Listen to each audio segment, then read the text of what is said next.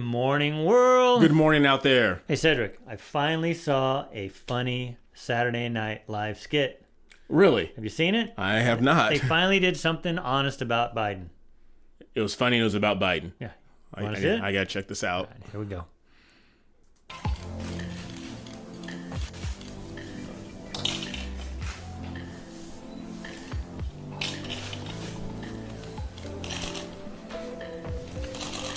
Thank you very much. Today, we're going to talk about the crisis in Spain. Yeah, we're going to talk about the crisis in Africa. Russia. And I want to talk about the president of Russia, Putin. Putin, listen to me. I have very important message to you. The message is, and the president of China, we didn't finish Russia. Thank you to correct me, First Lady. Damn. Thank you very much. God bless you, and God bless. Thank you all. Hallelujah. Clap to your president. Clap to your president right now. We'll talk about this soon when we get back. But guys, welcome. I'm Cedric. And I'm Brian, and this is Cedric and Brian.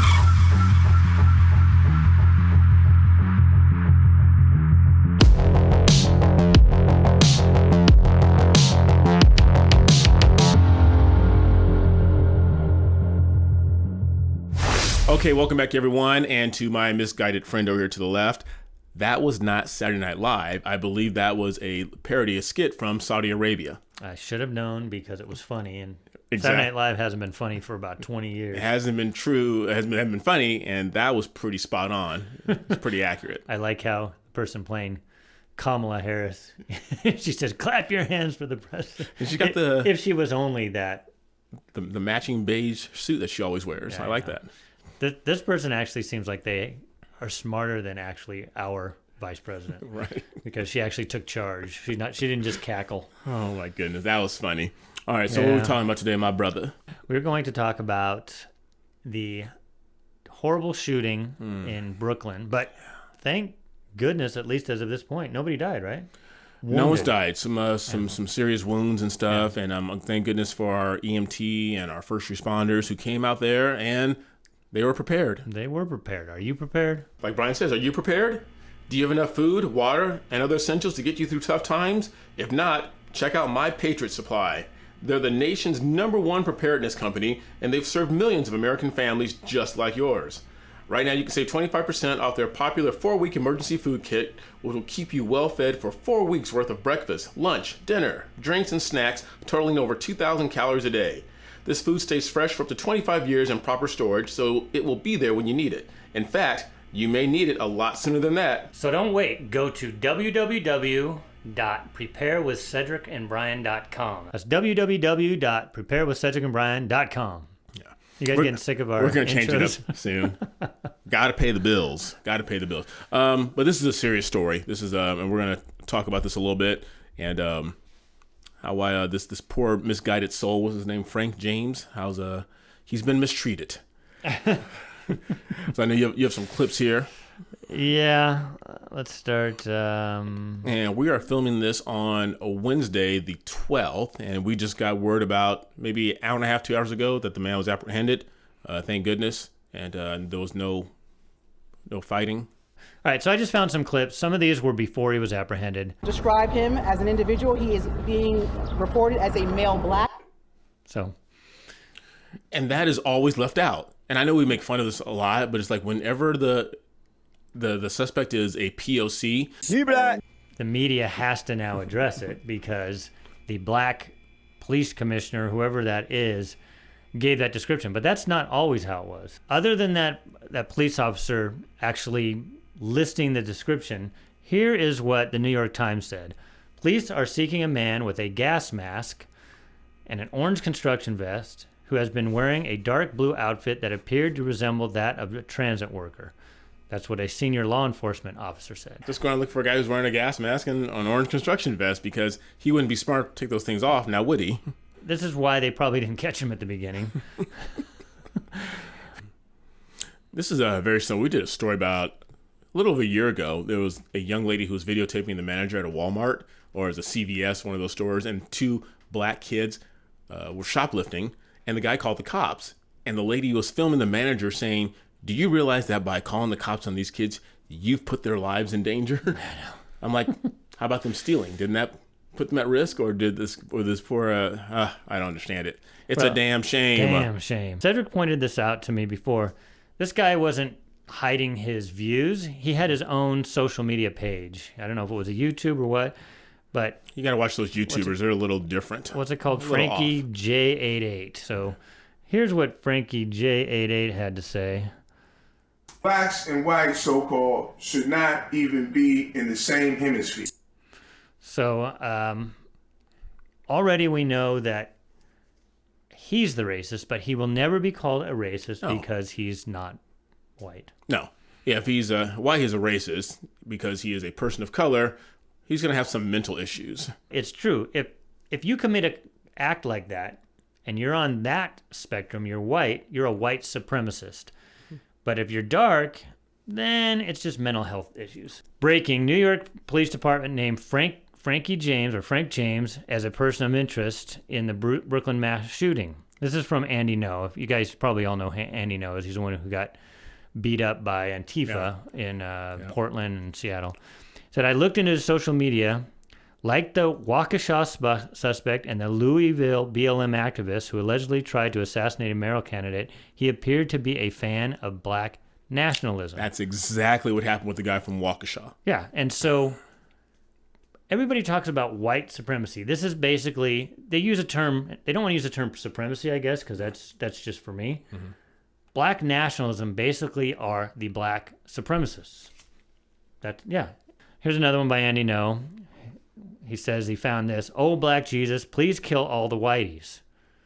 Could you imagine? And this guy's out on the street. Could you imagine if it was the other way around? Oh, jeez. How come he's not called a racist? I don't understand it. If it was said, "Oh, white Jesus, please kill all the blacks." Yeah, and we always say that, we talk on here how people defend the fact that you can't be racist if you're black. It's like, well, then what do you call an individual like this? This is racism. This is the textbook definition of racism. So here's another one of his social media pages, if you can look here. CILL Whitey. Wonder what that means. We know, Mr. James, that means kill Whitey. But when the FBI is aware of this and other organizations are aware of this, how come they don't do anything about it? And here's some other things. This is another New York Post. Thank God we have the New York Post and not just the New York Times. Remember, New York Post was the one who had the Hunter laptop, and then they got banned for it off of Twitter. Yeah. But it says, here's what this guy says. "The person of interest ranted about race issues and claimed that their Russian invasion of Ukraine was proof that the black people were treated with disdain in society." What does Ukraine and Russia have to do with that? Absolutely nothing. He says, "These white MRFers, this is what they do," he said. "Ultimately, at the end of the day, they kill and commit genocide against each other. What do you think they're going to do to our black ass?" He takes these two things that are completely unrelated and he fits it into his narrative. What does that sound like, mainstream media? Yeah. Here's another one. "It's just a matter of time before these white MRFers decide, hey, listen, enough is enough. These N-words got to go." He lives in his own mind. Yeah. And then the last thing he says, though, "I should have gotten a gun and just started shooting MRFers." And this was... Which he did. If I'm correct, this was the Monday. And again, we're filming this on Wednesday. Don't know when we're going to release it. This was the Monday before the Tuesday shooting, if I remember correctly, right? Yeah. So he posted all this stuff. How come he's not listed a terrorist? You know, those people that just got exonerated, at least a couple of them, for the Whitmer kidnapping thing because they were entrapped by the FBI, and they're considered these terrorists. And this guy actually freely says stuff that's pretty terroristic when you said you're just going to go out and shoot people and then you go and do it. So I hope this guy's prosecuted as a terrorist. And this is my biggest fear, and I'm not trying to be cynical, but my biggest fear is that he's going to be let out again. He's going to go to court. He's going to be some enormous amount of bail, which I'm sure GoFundMe will allow because this guy is so mistreated and unfortunate. They'll allow GoFundMe to raise money for him. He'll be out on bail, and he'll do the same thing all over again. Yeah, if they let this guy out. And I want to address this real quick before anyone comments on the comment section, because usually my people, and we'll get to that later on. Whitey over here? Yeah. It's like, if you would just take people call me a sellout or a coon or whatever that. If you remove the color out of everything and say, okay, what did this individual do? And let me clarify, take the color out, take the gender out. So now we got everything covered. What action did this person commit? And judge it based on that. There'll be no need for this crap. But then it won't sell. Exactly. That's the whole point. It sells. And people say, well, oh, you got to stand up for your people. Like, no, I don't. And I've said this before. I get sick and tired of saying my people are my people because we share the same skin color. Brian's my people because we have similar principles. We believe in life, liberty, and the pursuit of happiness. I believe that all lives matter. I know I get a lot of crap for that. And they say, well, that's a knee-jerk response to Black Lives Matter. Yes, I know Black Lives Matter. No crap. But in saying that, all lives are important. I know. One of them's segregating and one's all-encompassing. Black Lives Matter is a segregating statement. It's segregation. All lives matter is everybody, including black people, matter. Well, that's all we try to say. But the response is always like, well, Cedric, when you say all lives matter, that's in response to Black Lives Matter because all other lives aren't being threatened by the police and being harassed by the police. I said, neither are blacks. If they are, what are you doing? Take a look at your actions. What are you doing that's causing attention from the police? Because I've been black my entire life. Some of you find that hard to believe. I have never been harassed by the police. I don't engage in criminal activity. It's stupid. It's a cop-out. I'm getting tired of it. Yeah, there was a comment. A guy made a good comment. They said, how come... I think it had to do with our last episode about the teacher who got suspended. Yes. Yeah.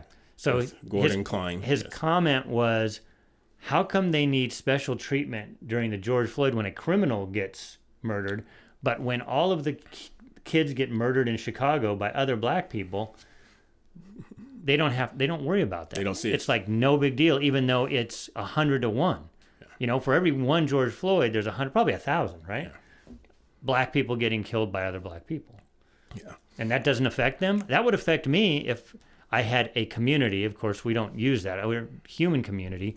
But if you're going to consider yourself in a community and your community is committing murder against your own community, you would think that would cause more mental anguish than the one cop every 5 years that they film.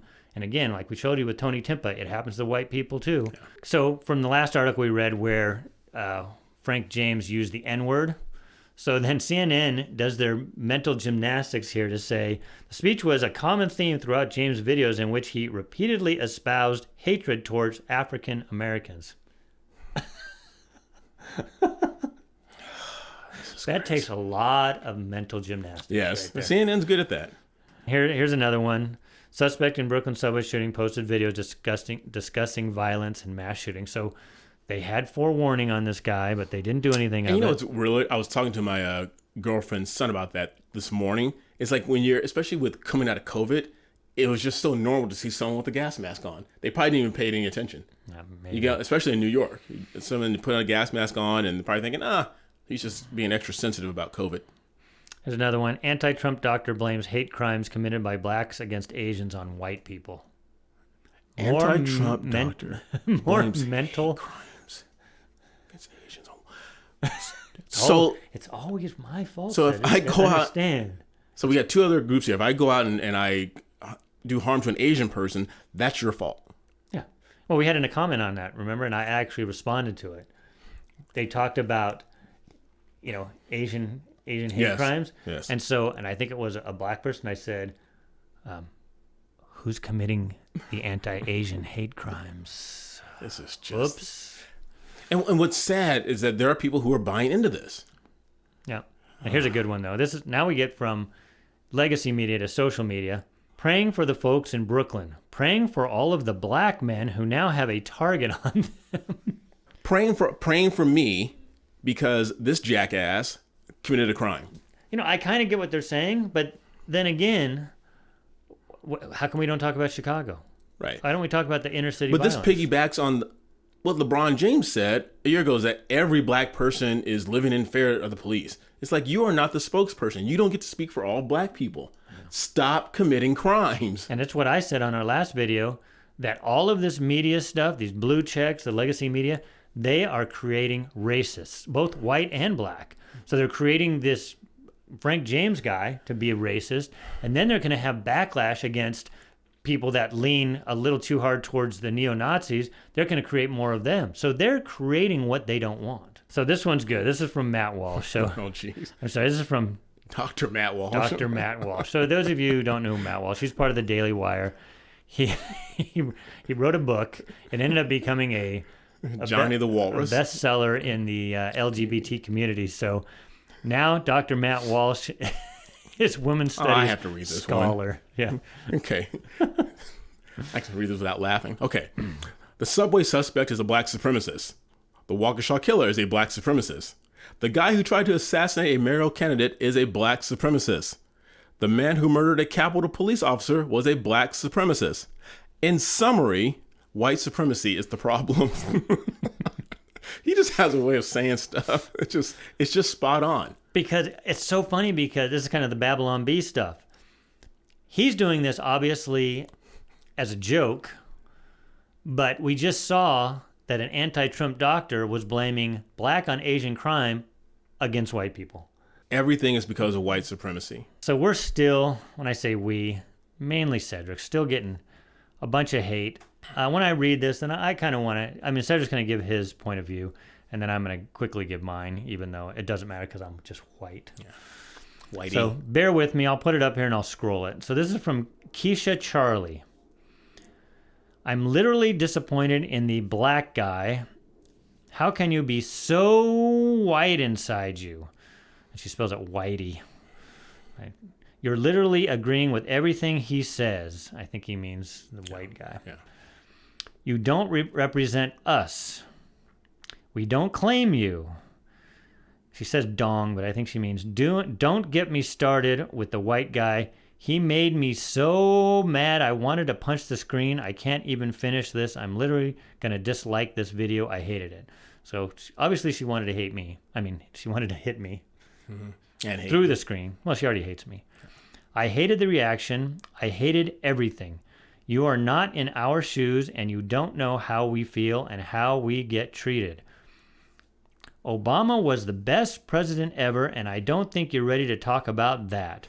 Honestly, what I realized, everything started being racist when Trump became president. But when Obama was president, no one I knew was racist, and I didn't notice or see no racism or anything about cops. But look, now Trump brought it back. The most awful video or reaction I've ever seen. Disrespectful. I hate it. I don't think she liked it. No. Keisha, you're probably not watching this video, so I'll have to share this with you and write it back to you. A little history lesson. First of all, Black Lives Matter, their inception was created during which presidency? That's right, the Obama presidency. That's when Black Lives Matter Hands up, don't shoot. came into being, which was a fallacy in the first place. Hands up, don't shoot. Michael Brown. Second of all, the cages that were at the border. I know people thought that was Trump's idea. Another history lesson. Those cages were put in place during the Obama administration, and they were just kept in place during Trump's administration. The only difference is people said, well, Trump did a terrible job of extracting kids from their parents. Trump did a better job of making sure that the kids weren't being brought over by coyotes. No, they weren't four-legged animals with tails with kids in their mouths. The coyotes were drug smugglers and cartel who were using the kids as a tool to come over to the States. So Trump extracted the kids from those people so he could talk to them individually to make sure, are you okay? Are you safe? And I'm getting sick and tired of being told that you're revoking me, or you're taking away my black card, or we disown you. You don't represent us. You don't represent us. No, Keisha, I do not represent you. I don't think anyone represents you. You should represent yourself, and you're not a monolith, and you get represented simply because you share the same skin color. I'm gonna let you in a little secret. I have black parents. This skin tone didn't happen just by itself. My sister is black. I have black nieces and black nephews. My children are half black. I have a lot of black friends. I know black people. That I didn't just fall from the sky as this color. But you don't have the right to revoke my black card because you never gave it to me. It was endowed to me by someone who has way more power than you do. So therefore, you don't have the right to take it from me. I can love you as an individual, even though I don't know you. And I wish you would get that hatred out of your heart and look at things as non-color and say, I want to love people for who they are. As Dr. Martin Luther King Jr. said, I want to love you for the content of your character, not for the color of your skin. These type of comments actually make our point for us. We talk about people as individuals, not as monoliths. And when these comments come out, you make our point by putting everybody who has the same shade of skin in the same bucket. And it shouldn't be that way, and it isn't that way. Go outside your neighborhood and meet some black people that are successful, that don't think exactly like you. There's a lot out here that think like Cedric, and they all are black also. There is not one black way to think, like there's not one white way to think, or one Hispanic way to think, or one Asian way to think. Like Cedric said, follow what Martin Luther King Jr. said, and judge people by the content of the character, and quit looking at people by the color of their skin. You, Keisha, right? Yes. Are looking at people by the color of their skin and judging him because he doesn't think like you just because he's the same color as you. There's a quick story when Obama was when he won the presidency, was it 2016, 2008? And I was in a parking lot and an older couple drove up to me and they rolled the window down and they looked at me and said, "We did it! We did it!" I knew what they were talking about, but I wanted to play along. And I said, "We did what?" She goes, we have a black president. And I looked at them and said, "I didn't vote for him." And there was like one of those movies where the windows just like, it's like, oh, he's not one of us. But it's like, why do I have to vote for a man because he's the same color as me? What's funny is those people that said, "We did it." We go back to this. Blacks comprise 13% of the population. Mm-hmm. If everybody voted by color, Obama wouldn't have been president. So there was a whole lot of people my color that got Obama elected, just so you know. Yeah. So if you want to have everybody just vote by their color, guess what? You ain't going to win any more elections. Right. Luckily, people don't do that as a whole. Yeah. So make sure you like, subscribe, ring that bell, and please keep sharing our channel with everyone you know. And please continue being good to each other. Until next time, I'm Cedric. And I'm Brian. See you later.